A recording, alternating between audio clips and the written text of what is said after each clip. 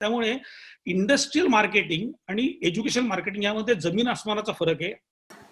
मुळात म्हणजे शिक्षण हा असा क्विकली ऑफ द शेल्फ विकणारा गोष्ट नाहीये की तुम्ही गेलात आणि विकत घेतली आणि इम्प्लिमेंट केलं आणि ते झालं, असं होत नाही. त्यामुळे ते खूप लॉंग टर्म व्हिजन असायला पाहिजे त्याबद्दलची, आणि त्याच्याबद्दलची गरज ही तिकडच्या समाजाला वाटली पाहिजे की अरे we are doing something wrong and there is a better solution somewhere outside.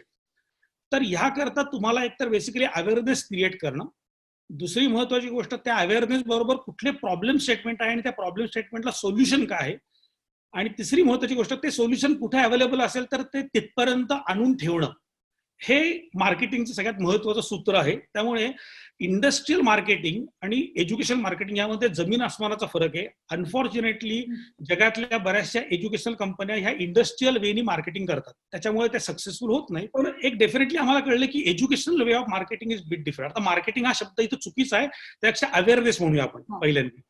त्यामुळे हा अवेअरनेस क्रिएट करण्यासाठी आम्ही वेगवेगळ्या देशांमध्ये जाऊन, नुसते फिनलंडबद्दल नाही, वेगवेगळ्या शिक्षण पद्धतीतले कम्पॅरेटिव्ह स्टडीज मांडले, त्यातनं काय काय जगाने शिकलेलं आहे हे सांगितलं.